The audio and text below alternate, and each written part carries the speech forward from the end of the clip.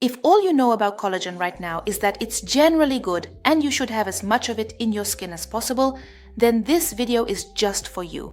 I'm recording this material to finally and clearly explain what all the fuss about collagen is really about, which I feel is only growing in the beauty industry. In this video, you'll find out what collagen really is. How can you naturally support its production? What destroys collagen in your skin? And most importantly, you'll get my recommendation on how to maintain the right amount of collagen throughout your entire life. But before I tell you how to increase the amount of collagen in your skin, I have to let you in on a secret. We should actually be talking about collagen in the plural. What do I mean by that? There isn't just one type of collagen, there are at least 30. Let's start from the beginning. Collagen is a protein in the body that has a special function. To explain more precisely what that means, imagine we're making a cake recipe right now. And in this recipe, protein is like the flour. A cake recipe usually consists of a few ingredients: flour, butter, sugar, salt, and water. To put it simply, our body is also made up of several components: proteins, fats, carbohydrates, minerals, and water. You can't make a cake if you only have flour. For a good cake, you also need fats, like butter, carbohydrates, like sugar, minerals, like a pinch of salt, and water. So, just like a good recipe, our body is made up, among other things, of proteins. Attention! Different kinds of proteins. Proteins are found throughout the body, for example in the skin, bones, organs, and even in the blood. Because they have different functions and tasks to perform in various parts of the body, there isn't just one type of protein, but many different proteins. For example, hemoglobin in the blood is a protein, and antibodies that fight diseases are also proteins. And now, pay attention. Collagen is also a protein, which has a special task. The function of collagen is to build. Collagen forms the skin, tendons, bones, and cartilage. So if we take a microscope and look at the skin under high magnification to see what it's made of, we'll mainly see collagen. If we look even more closely, we'll notice that the collagen in the skin is a bit different from the collagen in tendons, and different again from the collagen in cartilage. If we look at the matter in more detail, there are as many as 30 different types of collagen, and the number of known variants is still growing. The most important thing to remember is that the most crucial collagen for the skin is type Y and type 3. Here's an interesting fact. Type 1 collagen is so abundant in the skin that it makes up as much as 90% of its dry mass. For now, that's definitely enough biology for us, and it's worth quickly moving from theory to practice. So why is collagen so important for the skin, and where does the greatest injustice related to collagen lie? The greatest injustice is that collagen is very much needed by the skin, but it's difficult to maintain it in large amounts throughout our lives. By large amounts, I mean enough so that we look young and healthy. There are two opposing forces at work in our bodies. One force is the production of new collagen. Because nothing lasts or lives forever, there is also a second force responsible for the breakdown, that is, the destruction of collagen. When we are young, the amount of collagen in the skin is high, and these forces are in balance. This is one of the reasons why the skin of younger people is firm, healthy, thick, and heals faster. However, the proportions between these two forces begin to change from around the age of 25. The processes responsible for the destruction of collagen accelerate, while those responsible for collagen production slow down. As a result, the older we get, the less collagen we have in our skin. But what does having less collagen in the skin actually mean? Let me go back to my example that the body is like a cake recipe and has various ingredients. If the recipe is missing flour, which is collagen, the cake becomes thinner, more runny, and lacks a firm structure. It's the same with the skin. So, to put it bluntly, we have less skin in our skin. And that's not a metaphor. You can physically measure the thickness of the skin in millimeters. If we do this, it turns out that the skin of younger people is thicker and denser because there is more collagen protein per cubic millimeter. Exactly how much less collagen do we have in our skin? Research shows that from around the age of 25, we lose about 1 to 1.5% of collagen per year. This means that by the end of our lives, we may have only half of our original collagen left. What happens in the skin when the amount of collagen decreases? Wrinkles appear, the skin becomes flaccid, loose, and starts to hang from the face rather than cling to it. And now, pay attention because this is important. Each of us has an influence on how quickly we lose collagen, and even on whether we lose it at all, because it's important for you to know that we can also gain it. So what can you do in your life, not only to avoid losing collagen, but even to have more of it? Let's start with how not to lose collagen. I mentioned that there are two opposing forces at work in the body. One is responsible for breaking down and destroying proteins, while the other force is responsible for creating new collagen. But there's something else. Unfortunately, there are many things in our daily lives that accelerate the process of collagen destruction in the skin and help one of these forces. Here they are, in order of importance: UVA solar radiation, smoking, polluted air, stress response and lack of sleep, insulin spikes from eating sweet and processed foods with a high glycemic index, alcohol and stimulants, lack of physical activity, lack of antioxidants in the diet and cosmetics, and certain autoimmune diseases such as rheumatoid arthritis.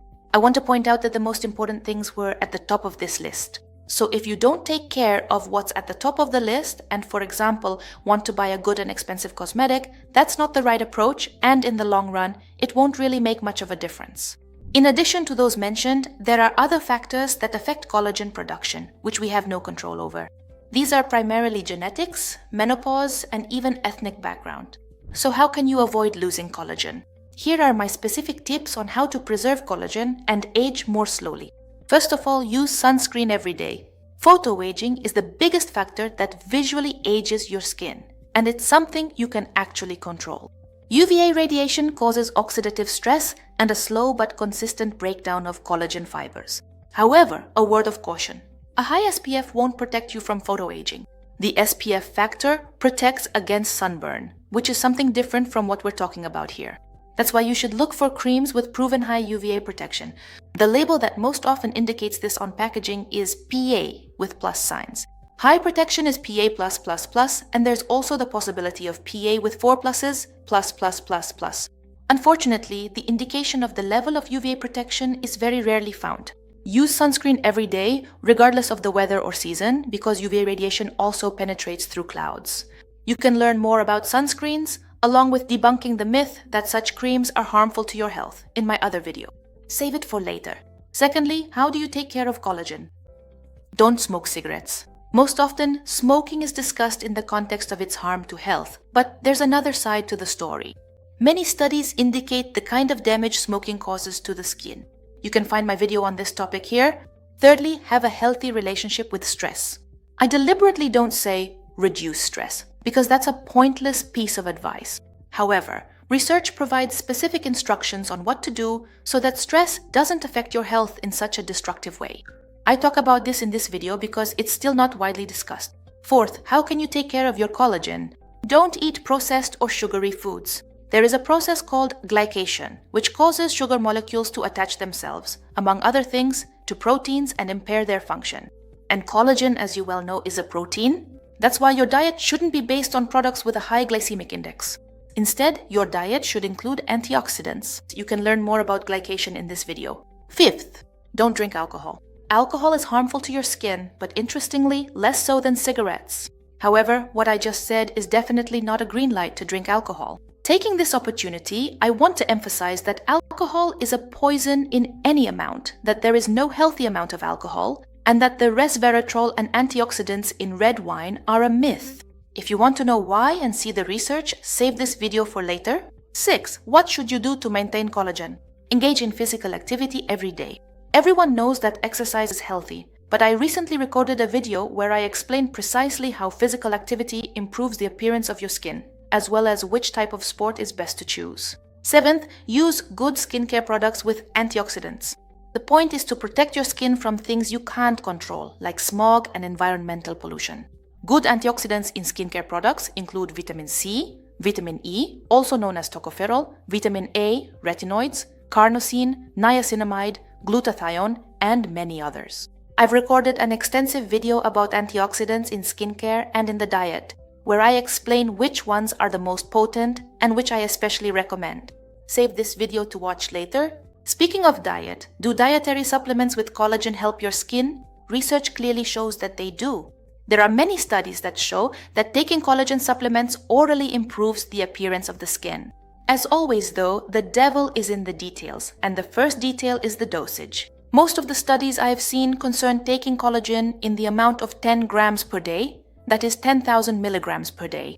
That's much more than what most products available on the market offer. Additionally, it's better to take marine-derived collagen with a specific molecular weight. For more information, check out this video. Alright, I've listed specific things you can start doing right now to slow down the loss of collagen from your body. However, you need to do more than just watch as that collagen slips away. It escapes more slowly, but it's still leaving all the time. And that's what the next part of the video will be about. I am an aesthetic medicine doctor, and my daily work revolves around collagen and smart ways to care for your appearance so that your skin looks good and healthy. There is a special group of treatments and products in aesthetic medicine designed to ensure that collagen continues to be produced.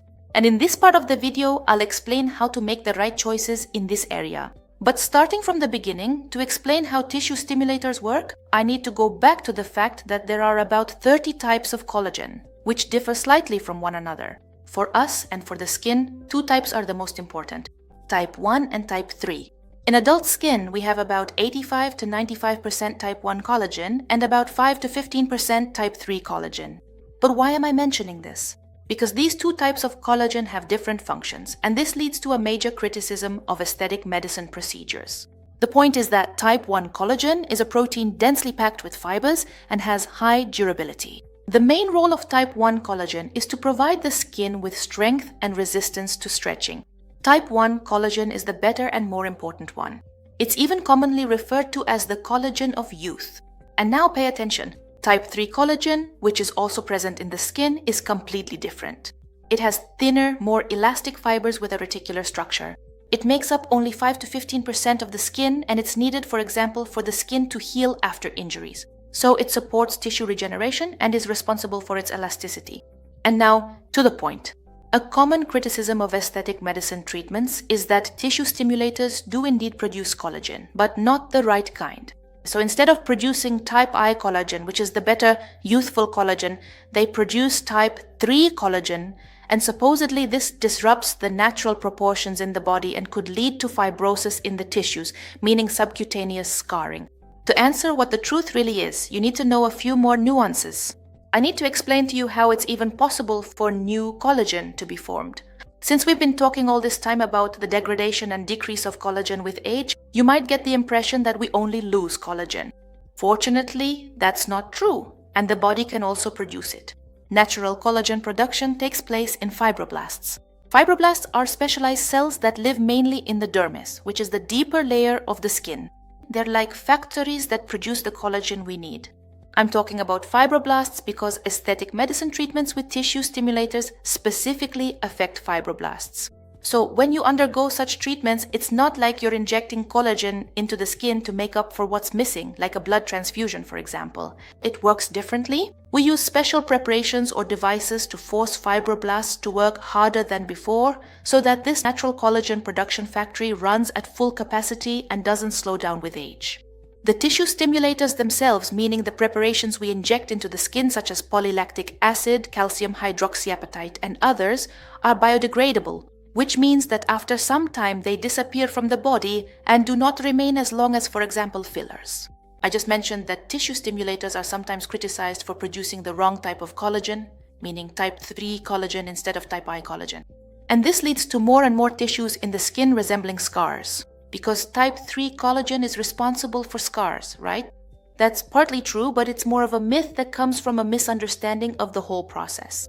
Let me explain how it works. After administering a tissue stimulator, in this example polylactic acid, into the body, a controlled microinflammatory reaction occurs. This means that the body responds with inflammation to the administered substance, and this is actually desirable.